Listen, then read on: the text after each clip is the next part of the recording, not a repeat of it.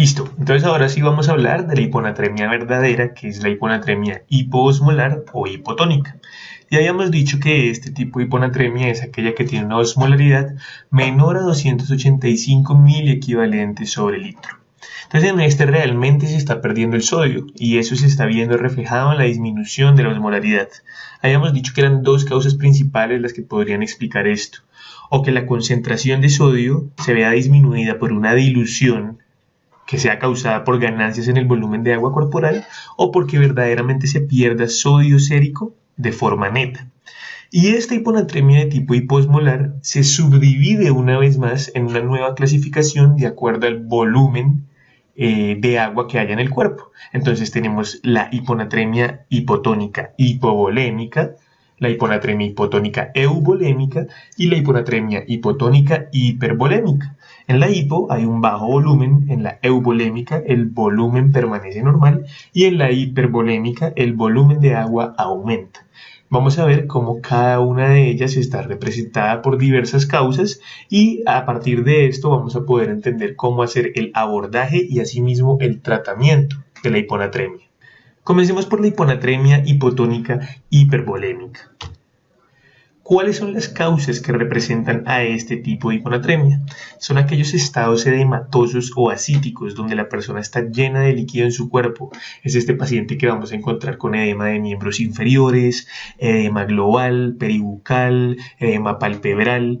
Así podemos encontrar a la mayoría de estos pacientes. Entonces, las cuatro causas que representan este tipo de hiponatremia son la insuficiencia cardíaca, la cirrosis hepática, el síndrome nefrótico y la insuficiencia renal avanzada.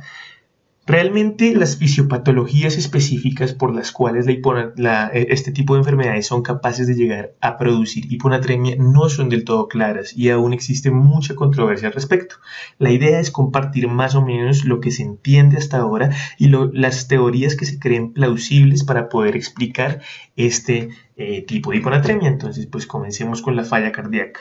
Como sabemos, en la insuficiencia cardíaca, básicamente independiente de cuál sea la causa de esa insuficiencia cardíaca, lo que termina ocurriendo es que el corazón no es capaz de bombear la sangre suficiente para irrigar a todos los tejidos de forma exitosa. Entonces, ¿qué es lo que pasa? Que la sangre termina acumulándose y dependiendo de cuál sea el ventrículo afectado, la sangre se va a acumular o en la circulación pulmonar o en la circulación venosa.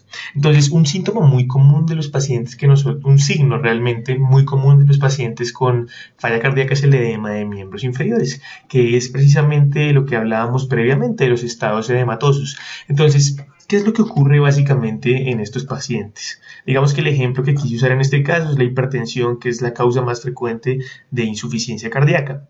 Entonces, primero tenemos una hipertensión que finalmente lleva a una hipertrofia ventricular y finalmente, cuando ya se establece la falla cardíaca, lo que ocurre es que el ventrículo es insuficiente en su capacidad para satisfacer el gasto cardíaco y se acumula el retorno venoso, es decir, se acumula toda la sangre desde la vena cava hasta todo el compartimento venoso periférico.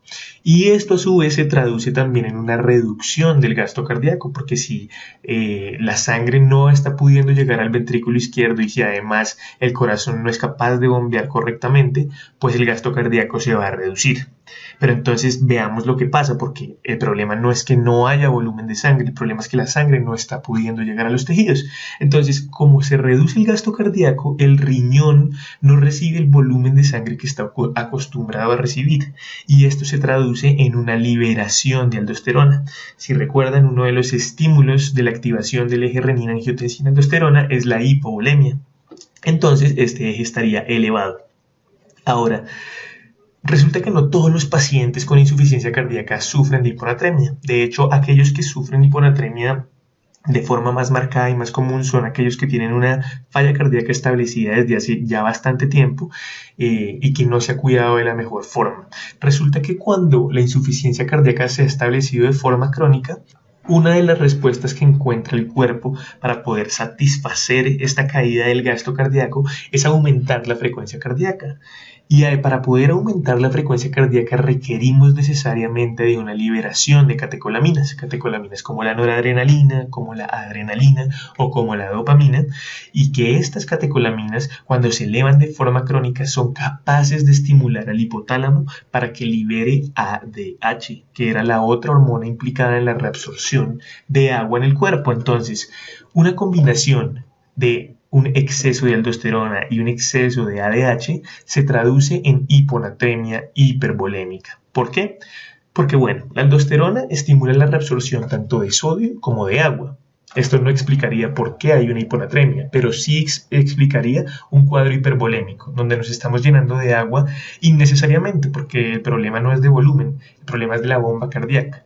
Y una situación en la que la ADH, que solo absorbe agua, se está elevando y esto hace que se diluya la concentración de sodio en sangre, y así explicamos la hiponatremia hipervolémica por la falla cardíaca. Vamos ahora con la hiponatremia hipotónica hipervolémica causada por la cirrosis hepática. La cirrosis hepática prácticamente es la muerte del tejido hepático, o más bien, más que muerte, la transformación a tejido fibroso.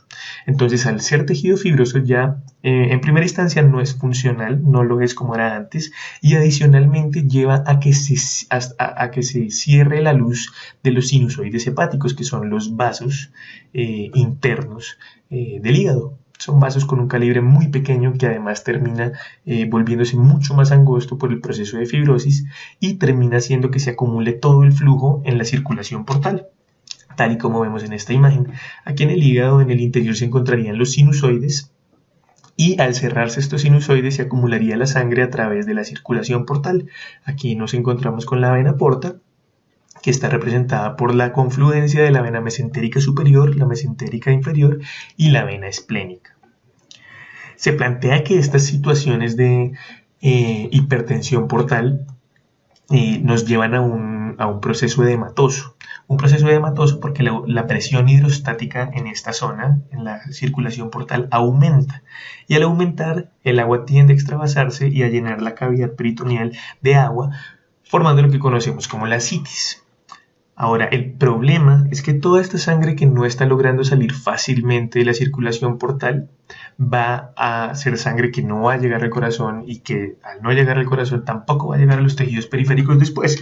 Entonces se manifiesta también como una hipovolemia que estimula la liberación de aldosterona, y por causas que realmente no se terminan de entender ni de conocer, existe también una liberación de ADH descontrolada. No se conoce muy bien la relación. Se cree que tiene que ver algo con la hipertensión portal, pero aún falta un poco de investigación al respecto. Y esto nos lleva eventualmente a una hiponatremia hipervolémica. Tercera causa, el síndrome nefrótico. El síndrome nefrótico se caracteriza por un deterioro de la membrana glomerular. Sí, esa membrana de las nefronas, del glomérulo específicamente, que se encarga de filtrar toda la sangre que llega para poder formar el primer boceto de la orina, que es el filtrado glomerular. En un síndrome nefrótico esta membrana está dañada, permite que pasen proteínas y al perderse proteínas se reduce la presión oncótica. Entonces, si recuerdan, parte de esos determinantes que no permitían que se formaran estados edematosos eran la presión oncótica y la hidrostática. Ellas tienen que estar reguladas de tal forma que la sangre permanezca en flujo y no se mantenga en un lugar y se salga toda el agua de esa sangre hacia el intersticio. Entonces, cuando se reduce la presión oncótica, estas proteínas que mantenían el agua dentro de los vasos ya no van a estar. Entonces el agua tiende a salirse y forma edemas globales. Cuando uno ve pacientes con síndrome nefrótico, especialmente niños, se ven muy inflamados, muy edematizados. En estos también es un poco desconocido el mecanismo por el cual se produce la hiponatremia, y se sabe que este estado edematoso y la hipovolemia consecuente por lo que se ha salido toda el agua hacia el intersticio estimula la liberación de aldosterona, y además, al ser tan exagerada la pérdida de agua, estimula también mucho a la ADH, de tal forma que es tanto el estímulo de intento de reabsorción de agua que termina por diluirse también las concentraciones de sodio. O sea, si bien se reabsorbe sodio y agua, es más el agua que se reabsorbe para reponer las pérdidas, manifestando esta hiponatremia hipervolémica. Y finalmente, la siguiente causa de la hiponatremia hipotónica hipervolémica, la insuficiencia renal avanzada. Entonces, la insuficiencia renal avanzada es quizás de pronto la más fácil de explicar. Se presenta en tasas de filtración glomerular menor a 15 mililitros por minuto. Y la explicación sencillamente es que debido a la menor capacidad de excretar agua por parte del riñón, el agua que tenemos en el cuerpo se acumula y termina por diluir el sodio, la concentración de sodio en sangre, porque pues finalmente el riñón funciona como una llave. Entonces, cuando nosotros tenemos mucha agua, abrimos más esa llave que es el riñón y así equilibramos las cantidades de agua en el cuerpo. Pero cuando nosotros no tenemos un riñón funcional como lo es la enfermedad renal avanzada, entonces el agua se acumula porque no hay una llave que podamos abrir para sacar esa agua. Esta es básicamente la explicación de por qué en la falla renal avanzada se puede presentar una hiponatremia hipervolémica. Vamos ahora con la hiponatremia hipotónica euvolémica. Entonces, básicamente, aquí sabemos que el volumen de agua corporal total se mantiene normal. El volumen extracelular y el sodio corporal total son normales, pero existe una ganancia neta de agua por una secreción inadecuada de ADH. Esta secreción inadecuada de ADH suele ser compensada mediante la supresión del eje renina-angiotensina-aldosterona, pero se compromete la reabsorción de sodio. Entonces vamos a ver cuáles son las potenciales causas de este tipo de hiponatremia, que son el hipotiroidismo, la insuficiencia suprarrenal y el síndrome inadecuado de ADH. Comencemos por el hipotiroidismo. El hipotiroidismo es quizás la causa más controvertida de hiponatremia al día de hoy. Realmente la relación entre el hipotiroidismo y la hiponatremia nunca ha podido ser demostrada. De hecho, muchos estudios han estado a favor de que el hipotiroidismo no es una causa de hiponatremia. Sin embargo, las teorías que se han planteado para una posible relación en estos pacientes hipotiroideos es que una menor cantidad de hormona T3 se relaciona con un menor metabolismo de las células en general. En este caso, los miocardiocitos se ven fuertemente afectados por la disminución de la hormona T3 y en general no solo las células musculares cardíacas, sino las células musculares tanto lisas como estriadas cardíacas. Entonces el corazón comienza a contraerse menos porque tiene menos estímulo metabólico por parte de la hormona T3 y las células del músculo liso del endotelio tampoco se contraen de forma correcta, entonces los vasos periféricos tienden a relajarse. Entonces, con la menor contracción cardíaca, pues lo que tenemos es un cuadro similar a lo que se planteaba con la insuficiencia cardíaca. Esto de forma crónica estimula mucho la liberación de catecolaminas para poder mantener el ritmo de frecuencia cardíaca necesario para que el corazón funcione correctamente. Y la liberación exagerada de catecolaminas va directamente implicada en una liberación descontrolada de ADH. Eso explicaría por qué se libera la ADH. Y la relajación de los vasos periféricos explicaría que aumente el flujo hacia el tejido renal. Entonces la sangre está llegando normal al riñón, por lo cual la liberación de aldosterona inclusive se reduce porque la relajación aumenta el flujo. Y si hay hipervolemia, o sea, si el riñón sensa que le está llegando mucha agua, lo que él hace es inhibir ese eje renina-angiotensina-aldosterona. Entonces, si la aldosterona está reducida y la ADH está elevada, lo que vamos a tener es una hiponatremia euvolémica. Porque, ¿qué es lo que estaría pasando aquí? Estamos reabsorbiendo agua, sí, por el eje ADH, pero estamos perdiendo también sodio al haber una aldosterona reducida. Como no se está reabsorbiendo el sodio que normalmente se debería reabsorber con este eje, lo que pasa es que finalmente tenemos menos sodio en sangre y tenemos sí euvolémico porque la aldosterona está reducida y la ADH elevada, y esto explicaría la hiponatremia euvolémica. Pero repito, es muy controvertidas estas teorías, muy controvertido esto en la clínica del día a día. Y bueno, continuemos. La insuficiencia suprarrenal. especialmente como se conoce la enfermedad de Addison. Entonces, básicamente, ¿qué es lo que ocurre? Que una menor producción de aldosterona y de cortisol va a ser la explicación de esta hiponatremia eubolémica. Como sabemos, la glándula suprarrenal es la encargada de la producción del cortisol y de la aldosterona. El compromiso de estas dos moléculas va a traducirse en este problema. Entonces, como tenemos menos producción de aldosterona, pues ya sabemos que el eje renina-angiotensina-aldosterona va a estar reducido. Y para poder cumplir los criterios de eubolemia vamos a tener que tener la ADH elevada. ¿Qué es lo que explica que la ADH se eleve? Pues resulta que como se está produciendo también menos cortisol, se produce un feedback que hace que se libere más hormona adrenocorticotrópica, la ACTH, y la ACTH además estimula el hipotálamo para que libere ADH. Veamos esta imagen mejor que nos permite entender de una mejor forma esto. Aquí tenemos la corteza de la glándula suprarrenal. El feedback normalmente es que si nosotros tenemos una baja liberación del cortisol, eso va a ser sensado por el hipotálamo, y el hipotálamo, al darse cuenta que hay poco cortisol, libera ACTH. El problema es que esta ACTH no solo estimula a la corteza adrenal, sino que además también estimula la liberación de ADH. Y esto sería lo que nos explicaría la hiponatremia eubolémica en el caso de la insuficiencia suprarrenal. Y finalmente la última causa, que es el CADH, que realmente más que una causa son miles, ya que muchísimas enfermedades pueden llevar a la producción de este síndrome de liberación inadecuada de ADH. Entonces, básicamente lo que tenemos en este síndrome es una liberación descontrolada de esta hormona, de la ADH, y la única forma que encuentra el cuerpo para poder regular esta absorción de agua tan vasta es suprimir el eje renina-angiotensina-aldosterona, de tal forma que el cuerpo se mantiene con la misma cantidad de agua, pero a expensas de la pérdida de sodio, ya que no está pudiendo reabsorber sodio y agua de forma ideal. Sé que tal vez la explicación no logre satisfacer la fisiopatología de este síndrome. Eventualmente dedicaremos un video para estudiar las causas más frecuentes del síndrome inadecuado de ADH. Y finalmente, para terminar, la hiponatremia hipotónica hipovolémica, que esta básicamente es cuando ocurre una pérdida de tanto agua como de sodio, donde a veces la pérdida de sodio es más marcada que la pérdida de agua.